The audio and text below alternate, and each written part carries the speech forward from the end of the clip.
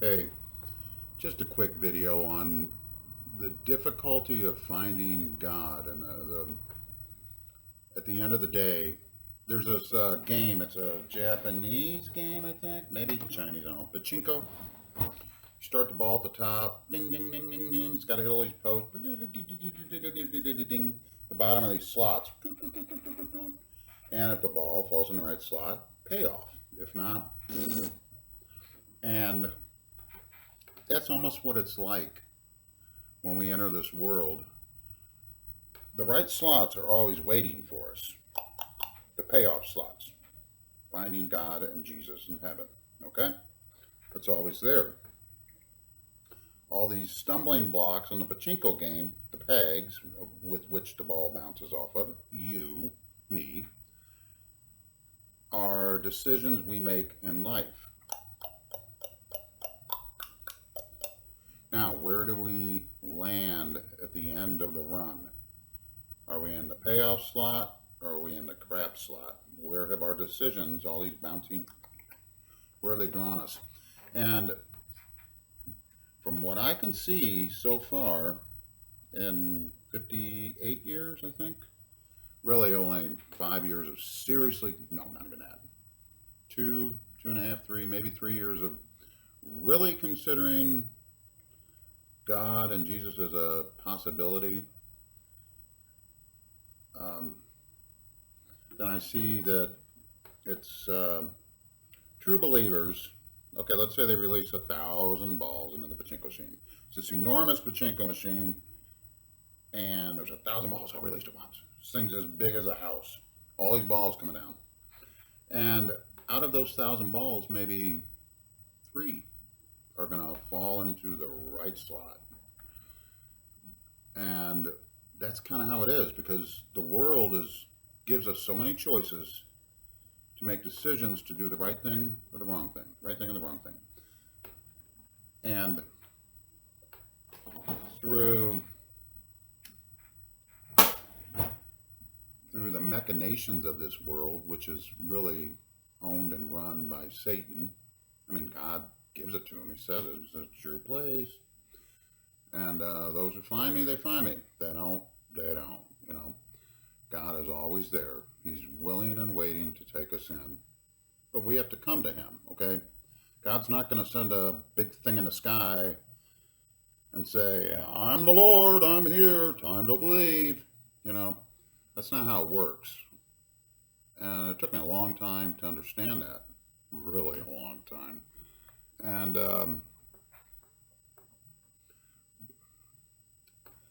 I still have a great deal of difficulty accepting that there's people that I really truly love that, um, according to Judeo-Christian concepts, won't be in the afterlife.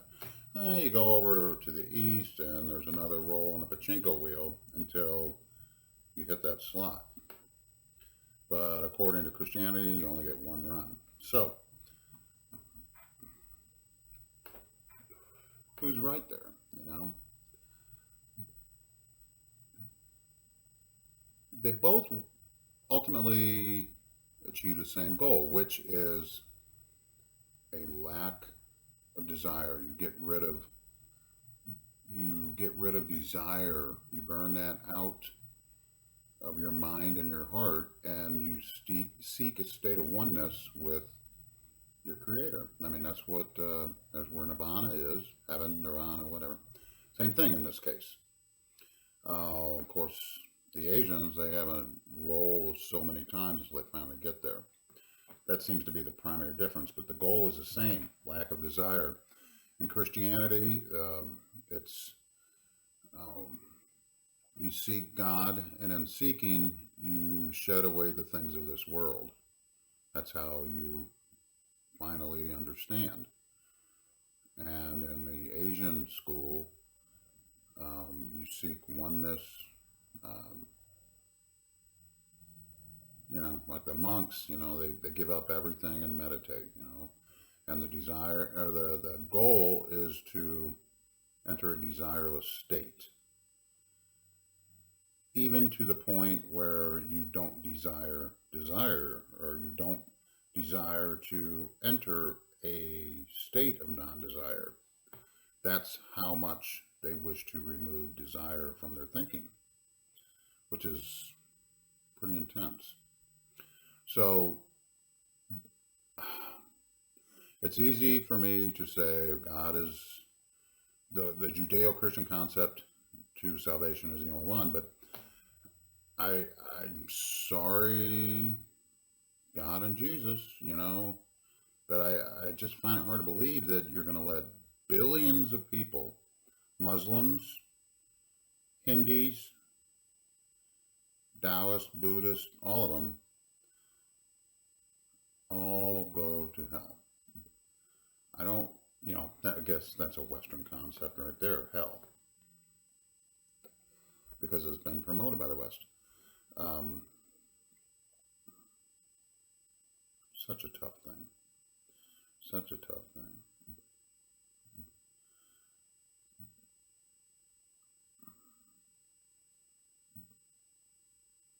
According to the Bible, in the genealogical tree of the 1611 King James Version, the one that never made it to the public, the Tyndale version made it. The 1611 version did not make it.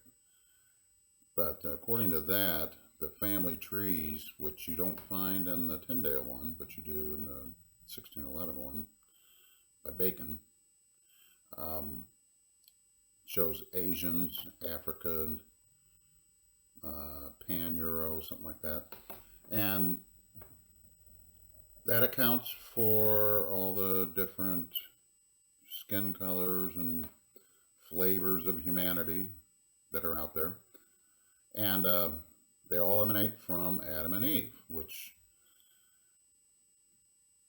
if you question that, then true devoutists will just say, well, God works in mysterious ways.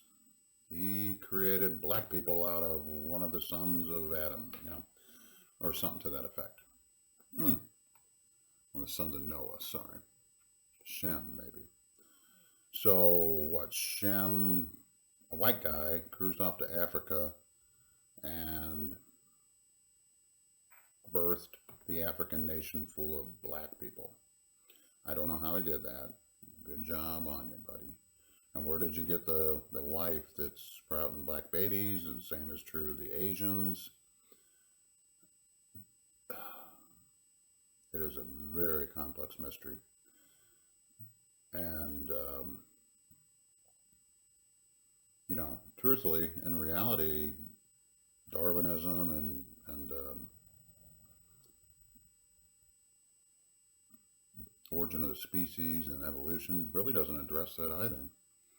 It doesn't. In fact, they say that the first upright man, other than Homo erectus, the one right after us, I guess, Homo sapiens, came out of Africa, Leakey and all that, Lucy, whatnot. Is any of that really true? I don't know. I don't think so. Because Asian people have been around, Africans have been around, and, now with the Africans, it kind of makes sense because they're total athletes and they're on a land full of wild, ravaging animals.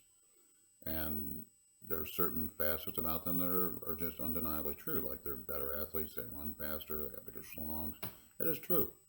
And then Asians are tiny, as a rule. I don't know about the schlongs. But they're little people. Africa's big people and very athletic people. And then us pasty white folk, I don't know where we fit into this. We're not fast. We're not all that smart. Our schlong size is average, except for me.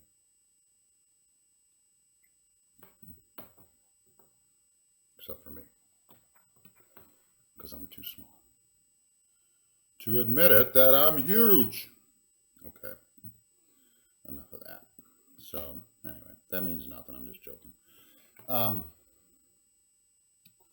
the end of the day, I really don't know where I'm actually going with this other than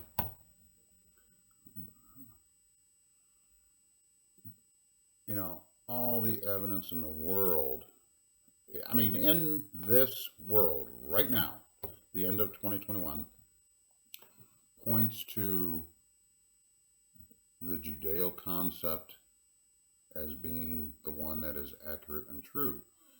Because the Bible, written over all those years, is all interlocked and intermingled and intertwined to present a full, complete, rich text on humanity, where we've been, where we're going, and what's up. And what's up is taking place right now in Revelations. There's just so many actual signs of Revelations coming true. Of course, they say in the Old Testament that in the end of times, the evil ones will make use of revelations and fulfill them. So it's a chicken and egg thing. But I do believe in the existence of fourth dimensional phantasmagorical beings that we can't see, aka demons and the like, or in Arabic countries, jinn, or in Asian countries, the Naga, along with all their gangs. Each of these all have like Lucifer's got all his archangels that are demons. The jinn, I'm sure there's probably some big badass jinn who's the main jinn. Are they all the same? I would have to think that they are. It's not like there's three separate things. Like demons are like, oh man, we can't go to Asia. The Naga got that area covered. I mean, really. And are the Nagas non-existent? And the Japanese and the Chinese and all of those E's, have they all been believing in nothing? I doubt that.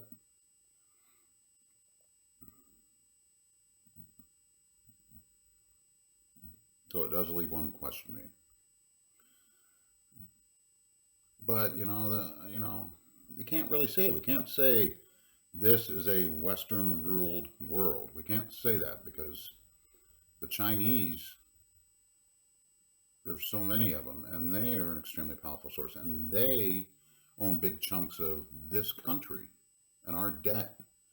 So who owns the debt? Who owns money? Who has the money? That's really where the power source is. But you'd have to argue it's the central bankers of the world that own the money, and the Rothschild family being chief and core to the central banking system would be the wealthiest of all these families. And I would have to agree with that. I mean, they probably have, $100 trillion or more. Who knows? Who knows how much money they have? Just the interest on central banks from this country alone, over $800 billion a year. That central bank's been around since 1913, 108 years. Well, it's grown over the years up to what it is now. But the Rothschilds have central banks in almost every country in the world except for three. And they got their fingers in the pie on all of them. So just think about the wealth that they bring in. I mean, not in an envious way. There's nothing to envy. It's all fiat currency anyway. It's only money because we say it is. It doesn't have any value beyond the paper it's printed on. But that seems to be enough. Anyway, the Tibetan school of thought, just so much pointing to a God versus Satan situation that's rolling up. Of course, God created Satan, so Satan's really just a flick. I mean, according to any thoughts on God, he could dismiss Satan by thinking about it. Just wouldn't even have to close his eyes. That's how incredibly powerful the dude is. I mean, he is I am that I am, which is Yahweh. There's a big chunk like Yahoo, ha ha, hoo, but all condensed as Yahweh. I am that I am. He's the beginning and the end, but for us, not for him, because he's timeless. That's the thing. He doesn't think in linear modes like we do. All we have in our little simple brains is what happened, where we are now, and what's going to happen. God can exist in all of these planes at once.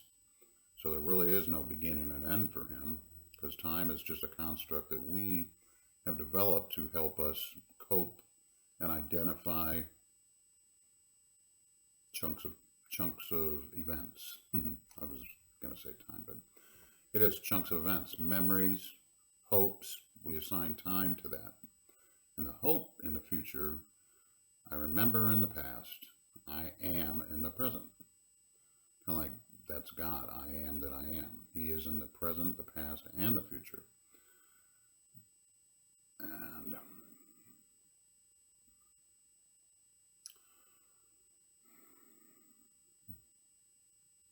there are tough choices to be made by everyone. And I love to be able to say for sure that, oh man, I feel like I'm putting my soul in jeopardy in saying that. How can I be unsure after all this? I've talked myself out of it, I think.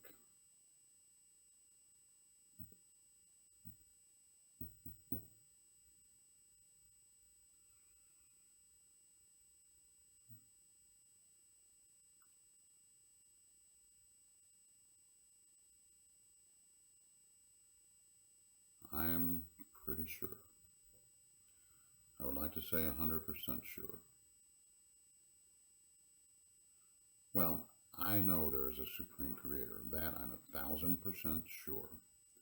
We have been created, therefore there is a creator. That is axiomatic, okay? But I'm not going to go circular here. So you know where I'm at, and I'm just going to say bye-bye.